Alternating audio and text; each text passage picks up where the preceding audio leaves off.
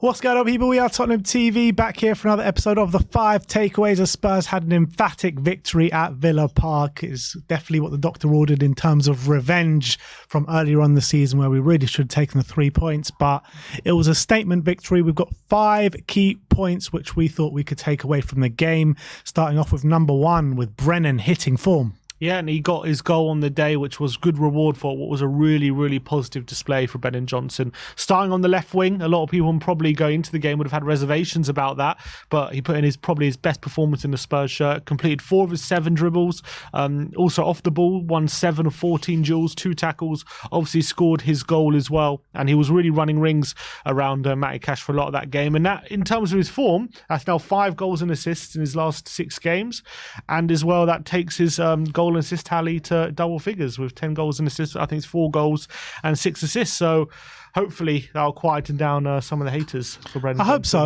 so. It was definitely a performance that had been a step in the right direction, because you look at the games where he's had his previous goal involvements, I don't think it was anywhere near as strong in terms of ability as what he's shown yesterday.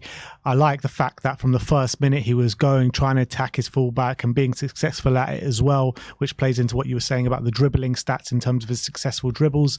So look, I think Spurs fans have been critical of Brennan Johnson, and quite rightly so, but yesterday that performance was a massive step in the right direction. If he can keep those same levels from now to the end of the season, I think you're starting to see someone really coming to his own in the Spurs shirt. So massive big up to Brennan Johnson. Do you feel like something might have clicked for him over the last 6 games or so? I don't think so in terms of the last 6 games, because like I said, I don't think the performance levels have been there in the last 6 games, but I think the performance level was finally there yesterday. In terms of goal contributions, he's been doing well to get those numbers up, but I still don't think performances have matched the kind of numbers that he's produced. But yesterday he had the goal contribution and he also had a really good performance. So if he can keep with that same rhythm that he had yesterday, then I would start to sway more into that opinion. With 10 goals and assists, though, it's pretty good return so far after 27 games. I think if you take just his minutes as well, because he hasn't started every game, I think it's a goal contribution every 1.5 games at the moment. So that's a pretty good record considering a lot of all the criticism he's coming in for. Yeah, like I said, look, his numbers are good. I don't have a problem with his numbers. What I had a problem with was his consistent performances, which I don't think he's shown. He's had good moments coming off from the bench, and even in that game where he got that goal coming off the bench in the last minute, he was actually really poor when he came on in terms of what he was doing for the most part that he was on the pitch. So you got to give him credit for getting these goal contributions, but performance levels need to be on a consistent basis. And I think yesterday, like I said, was a massive step in the right direction. Who I kind of liken it to was maybe Darren Bent in the Spurs shirt. You know, he scored loads of goals and got loads of goal contributions in that season, but everyone would have said like he was a poor signing for Spurs and didn't play well. And I would say Brennan Johnson, from what he's shown so far this season, performance levels haven't been there, but goal contributions are starting to clock up. Yeah, but if he could hit like 15 potentially, the way things are going. Yeah, and I hope he does. But like I said, I want to see him consistently perform. It's all well and good getting these goal contributions, but let's see you keep taking on your fullback, perform on a consistent basis and up those performance levels and keep going with those contributions. Like, football's not just about goal contributions, it's about performance level as well. I get that, but if he's getting consistent goal contributions, your performance level, we all want better performance level, but for such a young player, that's only a positive. Yeah, it is a positive, and it's a step in the right direction, of course. But look, we're going to keep going round in circles. Like, I want to see these goal contributions continue, but the performances and contributions in terms of from every facet of the game needs to improve on a consistent basis. And yesterday it did do that. So big up to Brennan Johnson. Number 2, we're going to look at Udogie cashes in. Yeah, and a brilliant display from Destiny. It was one of his better displays in recent performances. I thought he was really back to his confident best. His ability to drive forward on the ball was there for all to see. 2 dribbles completed on the day, 5 interceptions, which was more than any other player, 2 tackles, and 98.3% pass accuracy as well. And obviously was instrumental in getting John McGinn sent off in what was a moment of madness by him. But it was only because Destiny Udogie was causing him so much trouble on the ball and his ability to charge up the pitch. And it was really great to see Udogie in that kind of form. And I really hope he continues in that vein, because I don't think he's been bad recently, but we just haven't seen that confident like that Destiny who just feels like he can beat anyone charging up right through the heart of the opposition, and we definitely saw that from Destiny yesterday. Yeah, 100%. We saw that yesterday. It was an unbelievable performance from a doggy. It was like kind of reminiscent of his top displays in the Spurs shirt, 100%. And if not one of the best performances that he had in the Spurs shirt. You know, nothing got past him defensively. Like you mentioned, he made the most interceptions throughout the game, countless amount of tackles as well. And he was just bulldozing up that pitch time and time again, and they just could not deal with him. And like you said, it probably led to the frustration of them having to just take him out, essentially. And that red card even put us in better stead in the game. So massive step in the right direction as well with Destiny. I agree with you. I don't think he's been at his best in recent weeks. He hasn't been bad or anything, but yesterday was back to his full flying best, that's for sure. Number 3 we're going to look at is midfield domination. Yeah, and Emery set up in a quite peculiar way in this game with the 3-5-2 formation, and probably it would have, what he tried to do was kind of be pragmatic in the central, plug up the central area while also providing a threat on the counter. But what it did lead to was Tottenham being very, very dominant in midfield, and the stats completely back it up. Spurs had their second most touches in the midfield third of any game they've had this season.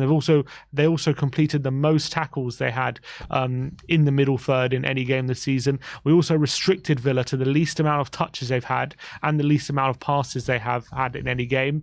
Also the least amount of touches they had in the middle third, and their lowest possession of any game they've had this season at 31%. So I think yes, obviously the red card probably contributed quite a lot to that, but even before the game, Spurs were heavily dominant in a lot of those areas. Before the red card, sorry, Spurs were heavily dominant in a lot of those stats, and I think that goes to show the contrasting kind of ways of playing, and how when Emery came up against this Spurs side who were being proactive and taking risk, it paid off how dominant we were.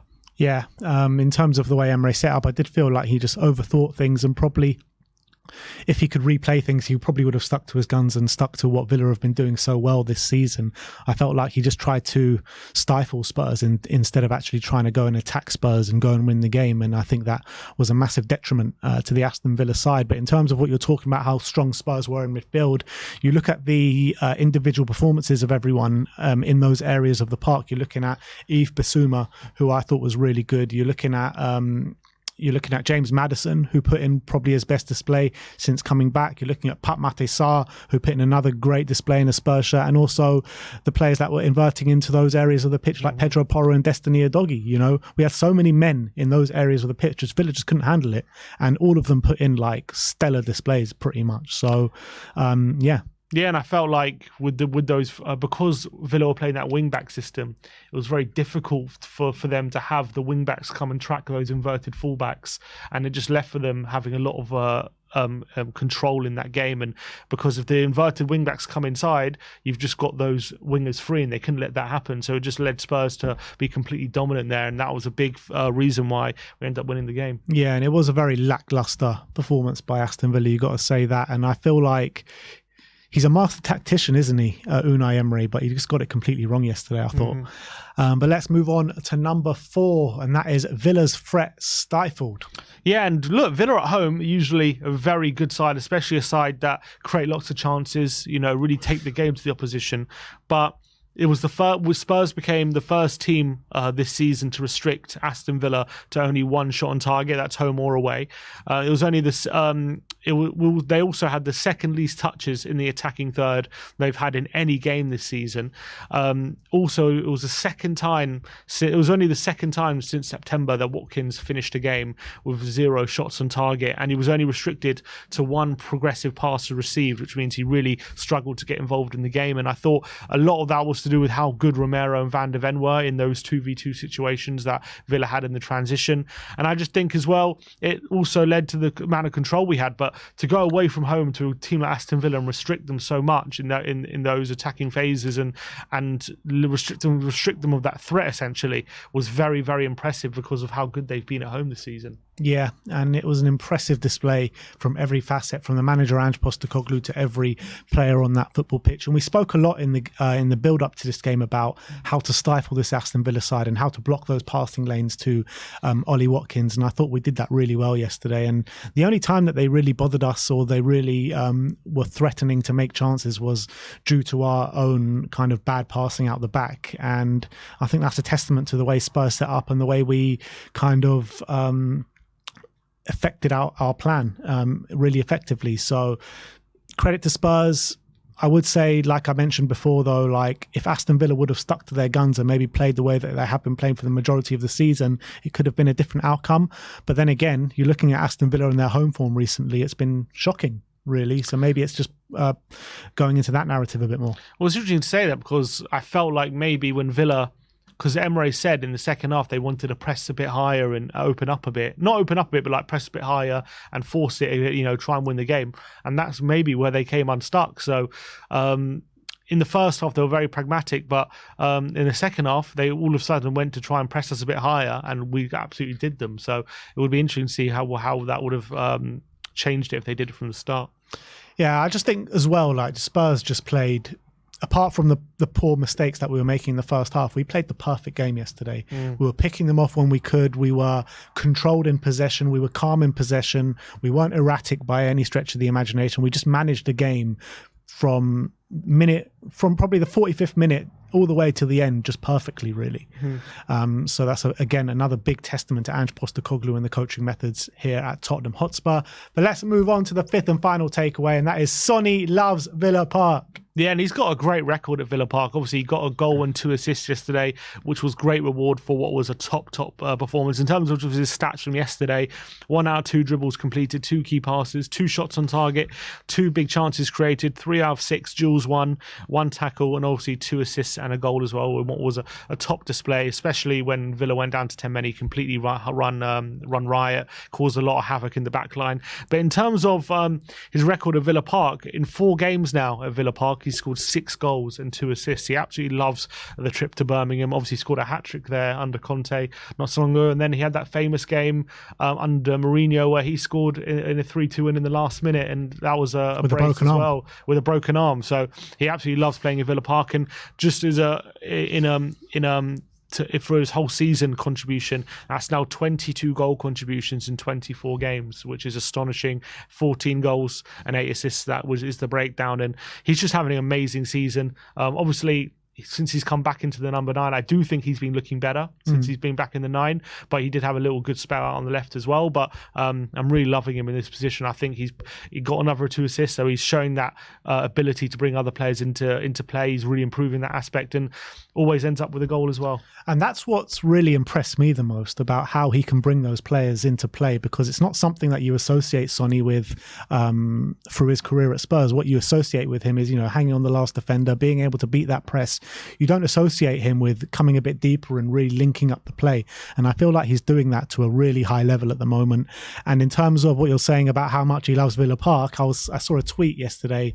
They played both goals alongside each other, his goal yesterday and one of the goals in his hat-tricks when we won 4-0 there last time. And they were pretty much a carbon copy of each other. Yeah, absolutely brilliant. Yeah, that's right, because Kulusevski set that one up as well after marauding down the right. So he's definitely got previous there. And yeah, look, in a game, another big game, which was big for the top 4, just like it was then under Conte, he got a 4-0 win again, and Sonny at the centre of it. So absolutely brilliant stuff. Yep.